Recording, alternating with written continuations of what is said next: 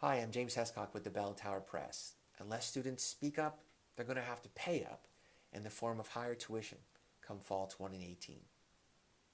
In a meeting with the Student Government Association, also known as SGA, the tuition committee at UT Tyler proposed a 12% increase in students' net price of tuition and fees, as well as an additional price of tuition for students enrolled in the colleges of business, engineering, and nursing that would make their net price increase up to 19%. Well, regardless of these price increases, without a significant opposition from the student body, SGA will likely approve the tuition increase, and this will mean that students will be paying a lot more to be at UT Tyler in the fall of 2018.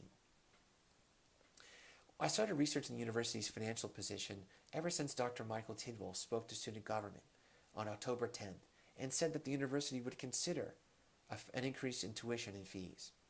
So I wanted to get to the bottom of the school's finances so that I could rebut any reckless claim an administrator might make in order to get more money out of the students. I dug deeply into university budgets, financial reports, and I spent hours trying to get the facts on where and how the university was spending its money. But only after racking my brain against countless budgets and financial reports did I realize that I was actually pursuing this all wrong. In order to stop a tuition increase, I realized that I would have to challenge the university's justification for having a tuition increase in the first place. And that justification was its rising enrollment. You see, in many people's minds, many people equate higher enrollment with success for the university. Therefore, in their minds, a tuition increase is only naturally necessary in order to sustain higher enrollment and therefore keep up the success.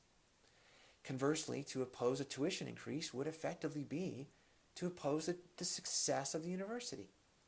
So I could do all the research in the world, but until I challenged this notion, I would never be able to stop a tuition increase.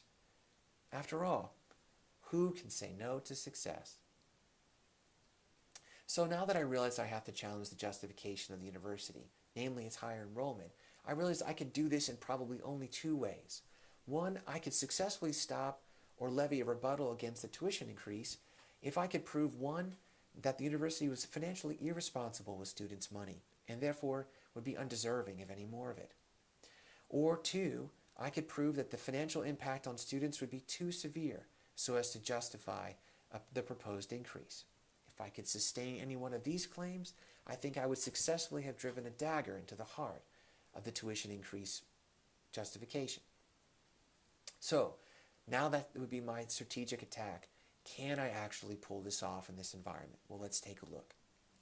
Can I prove, if that's true, can I actually prove that the university has been financially irresponsible with students' money? No, I can't really do that. I can show that the university has operated in a multi-million-dollar deficit for the past 4 years in its operating budget. But does this demonstrate financial irresponsibility? No, not that I can tell. I can say that it's not good, I can say that I don't like it, or that it has certain risks associated to it, but a deficit does not mean necessarily irresponsibility. At best, it means a different strategy, and that means my first attempt to stop a tuition increase fails. Well, what about my second option? Can I prove that the increase will have a severe financial impact on students? No, I don't think I can do that either. Think about it this way. How can you price a student out of education when there is an endless supply of money for them to pay for tuition in the form of student loans?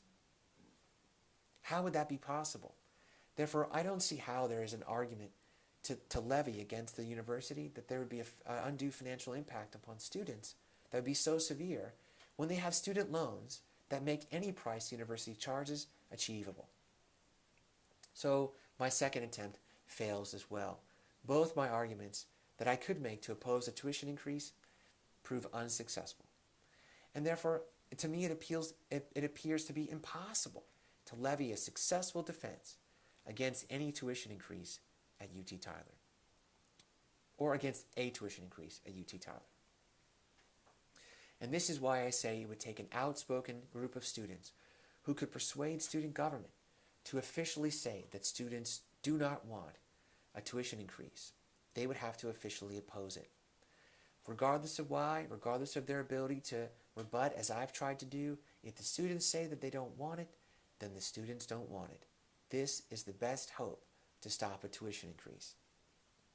Of course, another hope would be that to stop the increase would be that the Board of Regents would reject the university's proposal. But if student government ends up endorsing the proposal, as it looks like they might do, it would be very hard. It'd be very hard to persuade the regents to ignore student government that represents over 10,000 students. So this increase seems to be unstoppable without an active opposition from the students. For you can't say that the university's been irresponsible, and you can't say that the financial impact upon the student would be too severe so as to price him out of an education. SGA is the last best chance for students who don't want to pay more for tuition. Now the Student Senate will vote on this proposal this Wednesday.